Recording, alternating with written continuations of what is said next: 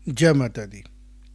अर्थ news में मैं शिवांग सत्यगुप्ता आज बात करने जा रहा हूँ भारत को कौन डिवाइड कर रहा है और किन की मंशा है भारत में डिवीजन पॉलिटिक्स करने की, उसका एनालिसिस करता हूँ।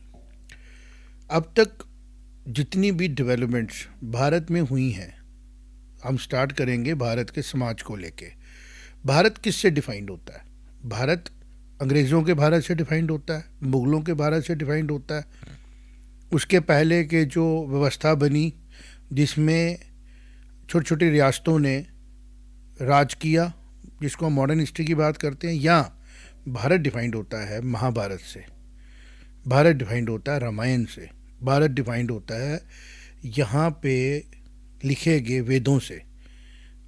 भारत मॉडर्न टाइम में उन कृतियों से डिफाइन नहीं होता है जो कृतियाँ बाहर से लाके भारत में डाली गई। मैं रामायण में एक रेफरेंस देख रहा था, जब भिल्ली के बेर खाने के लिए श्री राम प्रभु बैठते हैं और भिल्ली उनसे बोलते हैं कि आप मेरे को ज्ञान दीजिए, आप मेरे को ईश्वर भक्ति के बारे में बताइए, क्योंकि अल्टीमेटली सारी ज्ञान से ऊपर का ज्ञान तो इस दुनिया का ज्ञान शरीर के साथ ख़त्म हो जाएगा, लेकिन जो ज्ञान हमें उस परमपिता परमात्मा से जोड़ता है, जो हमारी आत्मा को परमात्मा से जोड़ता है, जो हर धर्मों में सबसे ऊपर माना गया ज्ञान है, वो है ईश्वर को प्राप्त करना। हर एक संप्रदाय को मानने वाले, हर एक धर्म को मानने वाले, अल्टीमेटली उनका गोल तो यही होता है ना कि हम जिंदा रहते ईश्वर को समझें, ईश्वर को प्राप्त करें। तो राम जी उनको कहते हैं कि ज्ञान किसी जाति, किसी धर्म और किसी किस्म की भी डिवीज़न की वजह से कम ज़्यादा नहीं होता है। वो उनको कहते हैं प्रभु की भक्ति के लिए, प्रभु के प्रेम के लिए ये सब चीज़ें जो है मटेरियल हैं, कि आप की धर्म क्या है, आपका जात क्या है, आप क्या सोचते हैं, क्या खाते हैं, क्या पीते हैं, ये प्रभु के रास्ते नहीं है। प्रभु प्रेम के लिए, प्रभु भक्ति के लिए आपको एक सच्चा मन चाहिए और सच्चाई चाहिए मन में। ये किसने कहा? रामायण में राम जी ने कहा। किसको कहा? बिल्ली जी को कहा। ये है भारत की रेफरेंस पॉइंट जहाँ से हम लेंगे। फिर मैं अक्सर कहता हूँ, भारत में राम जी के साथ गुरुकुल में पढ़ने वाले शिष्य, गुरु में पढ़ने वाले जो सखा थे, वो हर जाति से आ रहे थे, हर संप्रदाय से आ रहे थे और सब लोग मिलजुल के शिक्षा ले रहे थे। यह है भारत की सभ्यता। भगवान कृष्ण की जब बात करते हैं तो उनके साथ कौन बैठा है? सुदामा बैठे हैं। यह है भारत की सभ्यता। अमीर गरीब का फ़र्क नहीं है, लेडीज़ का फ़र्क नहीं है, जेंट्स का फ़र्क नहीं है। तो भारत में तो एक अलग ही लेवल की इंटीग्रेटेड सोसाइटी थी। भारत की सोसाइटी अगर बात करूँ तो जो आज हम देख रहे हैं हालात, उन पे बात करना ज़रूरी है कि अगर हम लोग बात करते हैं सबको इक्वल राइट्स की, तो सबके इक्वल राइट्स का मतलब होता है सबके इक्वल, फिर कोई कम ज़्यादा नहीं। और जो ये पॉलिटिक्स ने कुछ साल पहले जो शुरू हुआ कि कुछ लोग हमारे ग्रोथ में पीछे रह गए हैं, उनको आगे लाना है, ये कोशिश है। लेकिन अगर कोई जानबूझ के पीछे रखा जा रहा है तो ये सामाजिक अन्याय है। ध्यान से जब आप स्टडी करेंगे तो पता लगेगा कि पीछे जानबूझ के नहीं रखा जा रहा है। एक व्यवस्था है जो चाहती नहीं है कि सारे भाई भारत के वासी इकट्ठे रहें। उनका मंसूबा कामयाब हो गया जब धर्म के आधार पे उन्होंने टू नेशन थ्योरी लाई। भारत को तोड़ने की कोशिश की, तोड़ भी दिया। जियोग्राफिकली भारत दो हिस्सों में टूट गया, पॉलिटिकली भी टूट गया। अब जब उनका यहाँ तक भी मन नहीं भरा तो उन्होंने सोशल मीडिया का इस्तेमाल करना शुरू कर दिया। पहले किताबें उल्टी सीधी लिखी गई, बड़े बड़े गलत एक्सपेरिमेंट झूठ बोले गए जो अब प्रूव ही नहीं हो रहे हैं, क्योंकि अब बहुत से लोग रिसर्च कर रहे हैं। तो भारत का समाज को तोड़ा गया एक षड्यंत्र के तहत, और हम सब लोगों को मिलना है, हम सब लोगों के इकट्ठे होना है कि हम भारत का समाज है। हमारे में ना संप्रदाय में लड़ाई है, हमारे में ना धर्म की लड़ाई है, हमारे में जातियों में सद्भावना है। हम किस कुल में पैदा हुए हैं उससे ऊपर हम किस गुण से पैदा हुए हैं, हमारे गुण क्या हैं। दो ही किस्म के डिवीजन भारत की समाज में, सभ्यता में है। एक देव, एक असुर, दानव। उनका फर्क क्या है? देव देने वाले लोग होते हैं, दानव लेने वाले लोग होते हैं। देव पानी की तरह बिहेव करते हैं, दानव आग की तरह बिहेव करते हैं। वो ईगो से चलते हैं, देव बुद्धि से और एक पेशेंस के साथ चलते हैं। ये गुण है। तो जब भी हम बात करें, जब भी भारत के समाज को कोई इंसान क्रिटिसाइज करने की कोशिश करता है, तो पहले उसने रेफरेंस लेना है शास्त्रों में क्या लिखा है। भारत के सबसे आसान समझे जाने वाले ग्रंथ हैं महाभारत और रामायण। इन दोनों को समझा जाए, इन दोनों के एपिसोड्स को देखा जाए। अगर आप नहीं पढ़ सकते हैं तो कम से कम रामायण के एपिसोड ही देख लेते। रामानंद सागर जी ने बड़ी मेहनत की। उसमें भी कुछ चीज़ें हैं जो अलग अलग रामायणों से ली गई, क्योंकि समाज के जो लोग उसको बना रहे हैं उनमें भी बड़ा फ़र्क हो सकता है। फिर हर आदमी अपना दिमाग लगाए कि इसके बीच में क्या सीखने को है, क्या समझने को है। अग्रेशन भी शांति से किया गया। तो जो समाज आज डिबेट डिस्कशन कर रहा है, ये बहुत पॉजिटिव है। एक दूसरे की गलतियों को हाईलाइट किया जा रहा है, एक दूसरों की अच्छाइयों को हाईलाइट किया जा रहा है, एक दूसरे के गुणों के बारे में बात हो रही है। ये जितनी उथल पुथल मची, अल्टीमेट इसने भारत को जोड़ना है, तोड़ना नहीं है। ये मेरा विश्वास है। जैसे कि अब कुछ नेता भीमराव अंबेडकर साहब को जय बोलते हैं, बड़ी खुशी की बात है, होना चाहिए। वो एक बड़े सामाजिक, बड़े समझदार भारत के सपूत थे।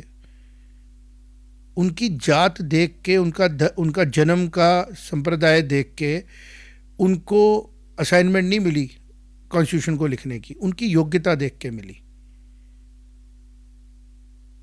और उसी तरह जिन लोगों ने दी, उन्होंने अपना संप्रदाय, अपनी जाति नहीं देखी, उन्होंने भी कॉम्पिटेंस देखी। वो सारे लोग इकट्ठे थे। क्या पटेल साहब थे, क्या असेंबली में बैठे हुए बाकी लोग थे, कोई फर्क नहीं था, कोई कमी नहीं थी। उस टाइम आबादी 33 करोड़ थी, आज आबादी 150 करोड़ है। रिसोर्सेज उतने ही हैं, ज़मीन उतनी ही है। और ये बड़ी पॉजिटिव डेवलपमेंट है कि ह्यूमैनिटी बढ़ रही है। अगर पॉपुलेशन बढ़ी है तो इंसानियत बढ़ रही है ना, इंसान बढ़ रहा है ना, जानवर थोड़ी बढ़ रहे हैं। धरती के लिए तो बहुत अच्छी जगह समय है। जितने इंसान बढ़ेंगे उतना ज्ञान बढ़ेगा, उतनी इंटरेक्शन बढ़ेगी। तो जो लोग हमेशा नेगेटिविटी की बात करते हैं उनको सुना ज़्यादा जाता है। लेकिन हमने भी अपना ड्यूटी, दायित्व देना है। ईश्वर ने हमें अर्थ न्यूज़ दिया, प्लेटफॉर्म दिया, हमने पॉजिटिव बात करनी है। तो जो अंबेडकर जी का नाम लेते हैं उनको पटेल जी का भी नाम लेना चाहिए, उनको लाल बहादुर शास्त्री जी का भी नाम लेना चाहिए, उतने ही ज़ोर से लेना चाहिए। और अगर कोई खाली अपनी करप्शन को छुपाने के लिए, अपनी गलतियों को छुपाने के लिए एक सेक्ट को प्रमोट करता है, तो अब समाज को इकट्ठी होकर उसको एक्सपोज करना है। क्योंकि समाज दो ही हिस्सों में है। एक जो थोड़े पीछे रह गए हैं, चाहे वो किसी भी धर्म के हों, किसी भी जात के हों, एक जो आगे बढ़ रहे हैं, जिन्होंने मेहनत करके अपॉर्चुनिटी मिली, आगे बढ़ गए। इसके अलावा और कोई डिवीज़न नहीं है आज भारत के समाज में, और ये भी नहीं रहेगी। ये भी आहिस्ता आहिस्ता ख़त्म हो जाएगी। लेकिन जिन लोगों को आदत पड़ गई है अपने हक से ज़्यादा लेना, अन्याय से मिले चाहे मैनिपुलेशन से मिले, उन लोगों ने तो कोशिशें करनी है। तो अब टाइम आया है सारे समाज को इकट्ठे होके बात करनी है न्याय और अन्याय की, चीज़ों को दोबारा से रिव्यू करने की, और फिर भारत को कहाँ लेके जाना है, वापस जहाँ से भारत का रेफरेंस शुरू होता है, रामायण, महाभारत, और महाभारत में गीता। गीता एक समराइज्ड इन्फॉर्मेशन है भारत की सिविलाइजेशन की, स्पिरिचुअलिटी की, जीने के ढंग की, और ये सब संप्रदायों की है। जो भारत में पैदा हुआ है वो भारत की इतिहास है, ये भारत की हिस्ट्री है, ये भारत का नॉलेज सिस्टम है। किसी भी धर्म में आप पैदा हुए हों, किसी भी संप्रदाय को मानते हों, आपको भारत की सिविलाइजेशन को समझने के लिए, अपने अंदर डालने के लिए 3 बुक्स को देखना है। आपको अच्छा लगेगा। आप किसी भी संप्रदाय को मानने वाले हो, आपको अच्छा लगेगा, आपने ज्ञान लिया है। आप बहुत कुछ है जो राम जी से और लक्ष्मण जी से सीख सकते हैं। कि भाई कैसे रहते हैं, एक लेडी का कैरेक्टर कैसा होता है, बहुत कुछ, गुरुओं का बिहेवियर कैसा होता है, समाज में टीचर का रोल क्या है, डॉक्टर्स का रोल क्या है। जब रामायण में रावण के जो कुल के उस टाइम के डॉक्टर होते हैं, वैद्य होते हैं, वो लक्ष्मण जी का इलाज करने के लिए अपना धर्म निभाते हैं। वो नहीं कहते हैं दुश्मन का भाई है तो इसको मार ही देता हूँ, वो अपना धर्म निभाते हैं, उनका काम है बचाना, वो बचाते हैं।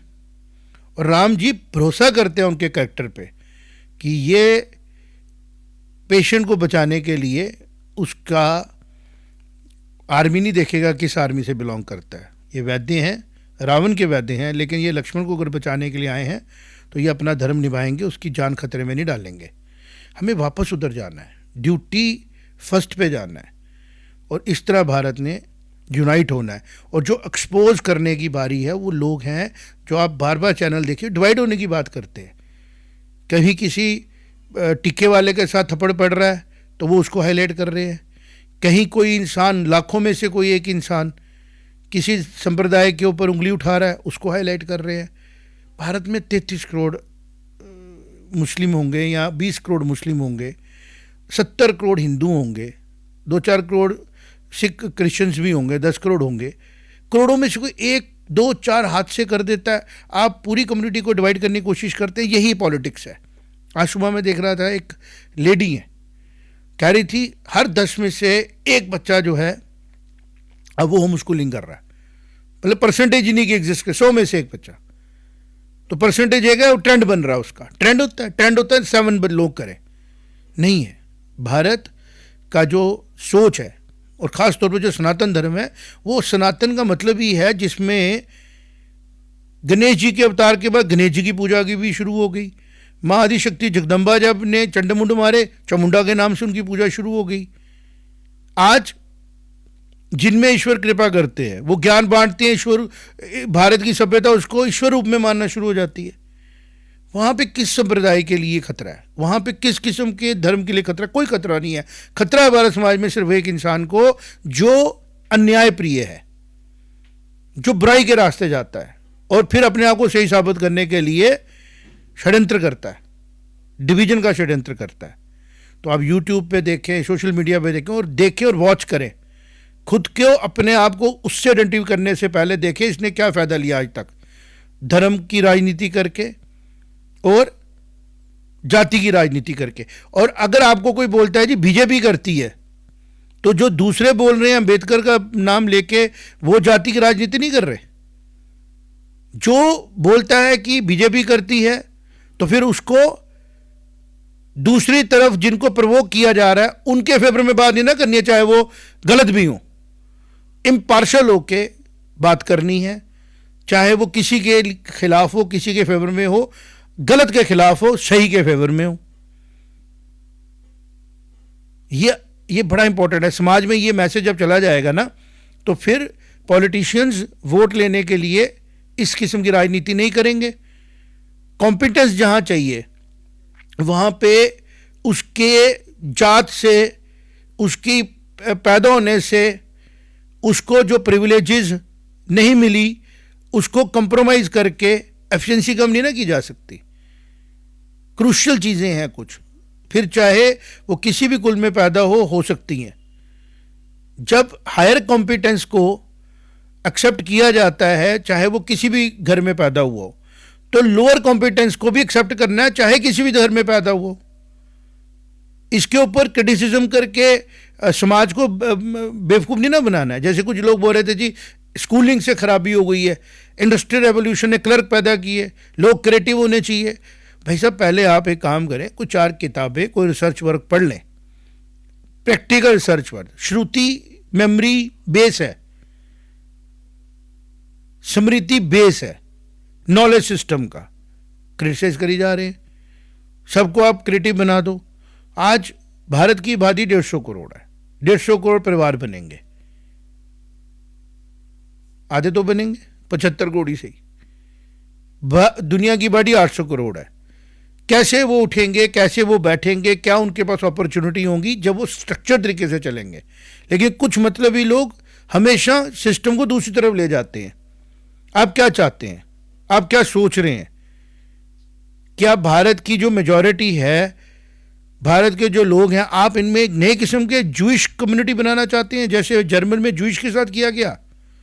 ये बड़े काबिल डॉक्टर साहब है जिनसे मेरी बात हो रही थी, वो कह रहे थे, शिवांग ऐसा लग रहा है कि एक कम्युनिटी डेवलप की जा रही है, जिस तरह जर्मनी में जूइस के साथ बिहेव किया गया और उनको एक टॉर्चर कर करके एक साइड पे कर दिया गया, वैसा ही कुछ इंडिया में कोई प्लान मुझे लग रहा है हो रहा है। तो मैंने कहा सर, हम नहीं होने देंगे। भारत के सारे वासी भारत के, जर्मन के नहीं है, और ना ही यहाँ पे कोई जूश माइंडसेट का इंसान है।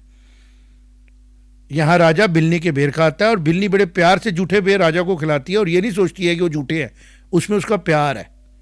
तो भारत का जो अपना सभ्यता का बिहेवियर है ना, वो भारत को टूटने देगा ही नहीं, वो भारत को जोड़ के रखेगा। सिर्फ ज़रूरत है इकट्ठे होकर बात करने की।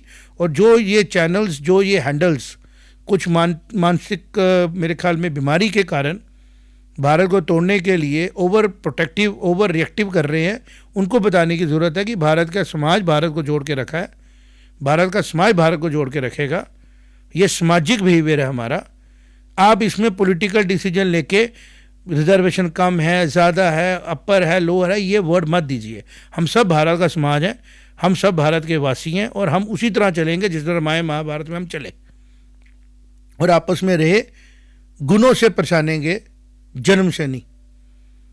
गुण तो हैं, बिहेवियर तो है, स्पीशीज की हैं, एनिमल्स की हैं, प्लांट्स की हैं, ह्यूमंस की भी हैं, लेकिन किसी के गुणों से उसको पहचाना जाए, ना कि उसके जन्म से उसके गुण उसमें ढूंढे जाए। ये है भारत की सभ्यता, और यही सभ्यता जो है ये एग्जिस्ट करेगी, यही चलेगी। और ये जो बुरा वक्त आया है डिवीजन पॉलिटिक्स का, इसको जाना पड़ेगा। दुश्मनों को पहचानिए, उनसे बच के रहिए, और वो दुश्मन बीजेपी नहीं है, कांग्रेस भी है। वो दुश्मन हर पॉलिटिकल पार्टी है जो देश को तोड़ के और कुछ लोगों का वोट लेने के लिए 20-30% का, और फिर कैलकुलेशन करती है कि हमने पॉलिटिकल इंजीनियरिंग कर ली है, अब हमें पता है कि हमें कितना वोट पड़ेगा। कभी जाट के नाम पे, कभी महाजनों के नाम पे, कभी सिखों के नाम पे, कभी मुस्लिम्स के नाम पे, कभी हिंदुओं के नाम पे। हमने मजबूर करना है पॉलिटिकल पार्टियों को कि डेवलपमेंट के नाम पे वोट पड़े, इक्वल राइट्स के नाम पे वोट पड़े, सिर्फ बात होनी चाहिए 14 लाख स्कूल्स, हॉस्पिटल्स, ये कैसे इफेक्टिव बने, ये कैसे खास बने, ये कैसे लोगों को फैसिलिटी दे, गुड क्वालिटी फूड कैसे लोगों को मिले, कैसे भारत का प्रोडक्शन सिस्टम बढ़े, कैसे भारत जो है एक सेल्फ रिलायंट इंडस्ट्रियल हाउस बने, कैसे पूरी दुनिया को हम लेबर की जो शॉर्टेज से दुनिया गुजर रही है, लेबर का मतलब खाली मजदूर नहीं होता है, काम करने वाली वर्क फोर्स। और ये कोई नेगेटिव बात है? ये कोई नेगेटिव बात है?